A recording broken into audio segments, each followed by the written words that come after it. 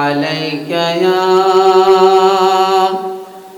شفيع المذنبين الصلاة والسلام عليك يا رحمة للعالمين. وعن أبي هريرة رضي الله تعالى عنه قال قال رسول الله صلى الله عليه وسلم من أصبح منكم اليوم صائما قال أبو بكر أنا قال فمن تبع منكم اليوم جنازة قال أبو بكر أنا قال فمن أطعم منكم اليوم مسكينا قال أبو بكر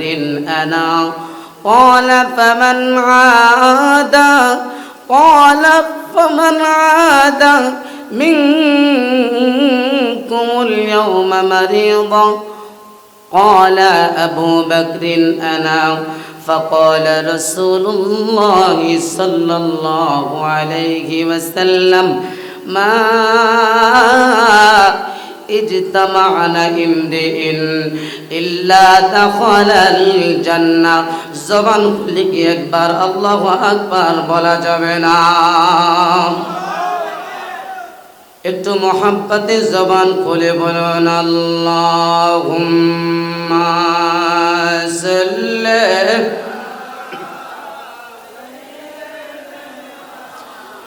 মাওলানা মুহাম্মদ ওয়া আলা আলিহি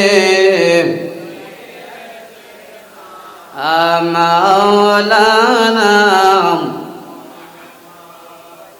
জীবন বিলিয়ে দিয়ে নবীজির পথে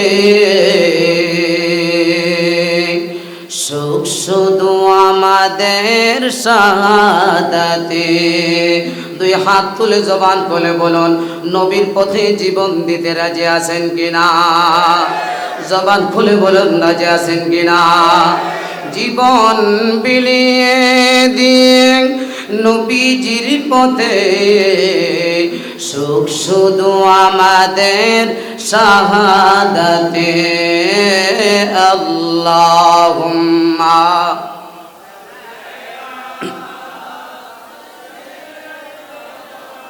মাওলানা মুহাম্মদ ওয়া আলা আলিহি মাওলানা। আমার ভাইয়েরা বাবারা, রাত্র গভীর হয়ে গেল। কিছুক্ষণ আগে আমার প্রাণ প্রিয় মুর্শিদ কেবলা প্রাণ ভরে কোরআন এবং হাদিস থেকে আলোচনা করেছেন।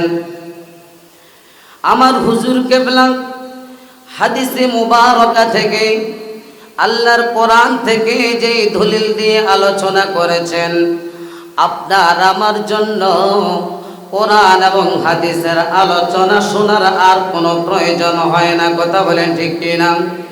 একটু জবানটা খুলে বলেন ঠিক কিনা?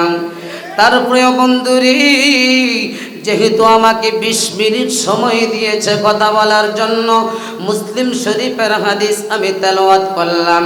ওয়া নাবি হুরায়রা রাদিয়াল্লাহু তাআলা আনহু قال قال رسول الله صلى الله عليه وسلم রাসূল সাল্লাল্লাহু আলাইহি ওয়াসাল্লাম বলেছেন, আমার নবীজি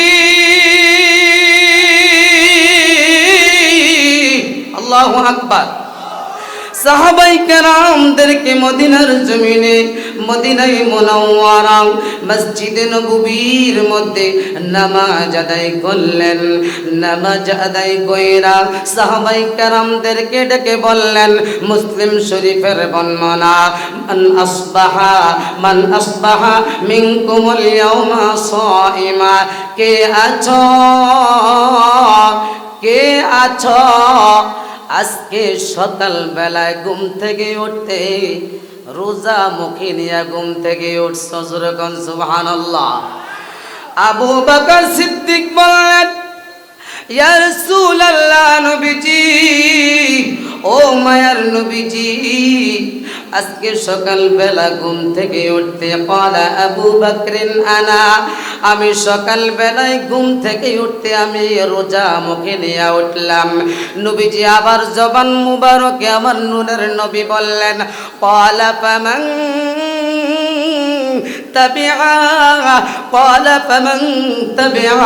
মিনকুমুল ইয়াওমা জানাজা, কে আছো সাহাবায়ে কেরামের মধ্যে আজকে সকাল বেলা থেকে শুরু করে বিকাল পর্যন্ত একজন মানুষ মৃত ব্যক্তির জানাজার নামাজে শরীক হয়েছ? আবু বকর সিদ্দিক বললেন, ক্বালা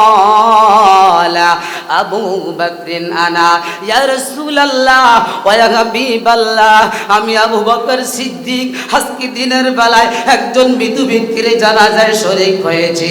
আমার নবী আবার জবান মুবারকে বললেন, ক্বালা ফামান আতআমা মিনকুমুল ইয়াওমা মিসকিনা, এ সাহাবায়ে কেরাম, কে আজকে সারা দিনের মধ্যে একজন অসহায় ব্যক্তিকে খাবার দিয়েছ? সুবহানাল্লাহ বলেন, আরো জবান করে বলুন সুবহানাল্লাহ। সাহাবায়ে কেরাম বললেন, ইয়া রাসূলুল্লাহ ওয়া ইয়া হাবিবাল্লাহ, নবীজি, ও মায়ার নবীজি। আবু বকর সিদ্দিক বললেন, ইয়া রাসূলুল্লাহ ক্বালা আবু বকরিন আনা, আমি আবু বকর সিদ্দিক আজকে সারা দিনের মধ্যে একজন অসহায় ব্যক্তিকে খাবার দিয়েছি। নবী আমার কামলেওয়ালা মদিনার নবী জবান মুবারকে আবার নূরের নবীর আবার জিজ্ঞাসা করলেন, ও সাহাবায়ে কেরাম, তোমাদের মধ্যে আছো? ক্বালা ফামান আদা মিনকুমুল ইয়াওমা মারিদা, তোমাদের মধ্যে কে আছো একজন ব্যক্তি একজন অসুস্থ ব্যক্তিকে দেখতে গিয়েছো সারা দিনের মধ্যে? আবু বকর সিদ্দিক বললেন, ক্বালা আবু বকরিন আনা, ইয়া রাসূলুল্লাহ ওয়া ইয়া হাবিবাল্লাহ, নবী গো, আজকে সারা দিনের মধ্যে আমি আবু বকর সিদ্দিক একজন অসুস্থ ব্যক্তিকে দেখতে গিয়েছি। যেই মাত্র আবু বকর সিদ্দিক বললেন, ইয়া রাসূলুল্লাহ, আমি সকালবেলা ঘুম থেকে উঠতে রোজা মুখে নিয়ে উঠলাম। ইয়া রাসূলুল্লাহ, আমি একজন মৃত ব্যক্তির জানাজায় শরীক হলাম। ইয়া রাসূলুল্লাহ, আমি একজন অসুস্থ ব্যক্তিকে দেখতে গেলাম। ইয়া রাসূলুল্লাহ ওয়া ইয়া হাবিবাল্লাহ, আমি একজন অসহায় ব্যক্তিকে খাবার দিলাম। যেই মাত্র আবু বকর সিদ্দিক বললেন, আমার নবীজি জবান মুবারকে বললেন, ফাকালা রাসূলুল্লাহ সাল্লাল্লাহু আলাইহি ওয়াসাল্লাম, মা ইজতামা ইমরিইন ইল্লা দাখালাল জান্নাহ। আবু বকর সিদ্দিক, তুমি যদি সত্যি সত্যি কথা বলে থাকো, নিঃসন্দেহে তোমার জান্নাত, তোমার ঠিকানা হলো আমার জান্নাত। একবার কি আল্লাহু আকবার বলা যাবে না?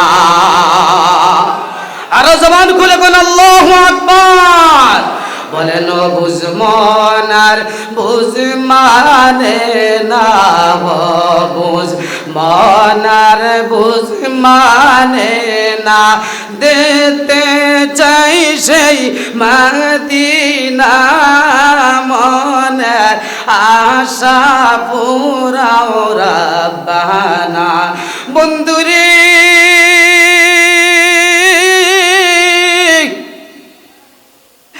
আবু বকর সিদ্দিক জান্নাতের মেহমান হয়ে গেল, জান্নাতের মেহমান হয়ে গেল। এই জান্নাতের মেহমানদের জন্য আল্লাহ পাকের কি পুরস্কার রয়েছে বাবা? কোরআনুল কারীমের 15 পারায় সূরা কাহাফের 15 পারা 16 পৃষ্ঠায় সূরা কাহাফের 31 নম্বর আয়াতে আমার আল্লাহ তাবারক ওয়া তাআলা সিদ্দিক আকবরের জন্য ঘোষণা দিলেন, উলাইকা লাহুম জান্নাতু عدن تجري من تحتهم الأنهار يحلون فيها من أساور من ذهب ويلبسون ثيابا خضرا من سندس واستبرق متكئين فيها على الأرائك هر قرآن الكريم أمر الله 15 পারা সূরা কাহাফের 31 নম্বর আয়াতে বললেন উলাইকা লাহুম জান্নাতু আদনিন তাজরি মিন তাহতিহিমুল আনহার জান্নাতে মেহমানদের জন্য সিদ্দিক আকবরের জন্য আবু বকর সিদ্দিকের জন্য আমার আল্লাহ জান্নাতের মধ্যে একটা জান্নাতের বাগান বানায়া দিলেন জান্নাতের বাগান বানায়া শেষ হয় নাই আমার আল্লাহ তাবারক ওয়া তাআলা বললেন ذهب ويلبسون ثيابا এর দুনিয়ার জমিনে আরবিতে আমরা স্বর্ণকে বলি জাহাবুন কথা বলেন ঠিক কি না কি বলি আমরা স্বর্ণকে আরবিতে কি বলি জাহাবুন বলে কুরআনুল কারীমে আমার আল্লাহ বললেন জাহাবিন ওয়ায়ালবাসুনা থিয়াবান খুদরাম মিন সুনদুসিন ওয়া ইস্তাবরাকিন মুত্তাকিনা ফিহা আলাল আরাইক সিদ্দিক আকবরের জন্য আমার আল্লাহ জান্নাতের মধ্যে আংটি বানাইবেন সুবহানাল্লাহ বলেন জবান খুলে কোন সুবহানাল্লাহ সিদ্দিক আকবরের জন্য জান্নাতি মেহমানদের জন্য আমার আল্লাহ স্বর্ণের আংটি বানাইবেন শুধু তা নয় বাবা স্বর্ণের আংটি বানাইয়া জান্নাতের মেহমানের শরীরের মধ্যে রেশমি কাপড়ের সবুজ কালারের পোশাক পরাইয়া দিবেন জোরে কর আল্লাহু আকবার বন্ধুরে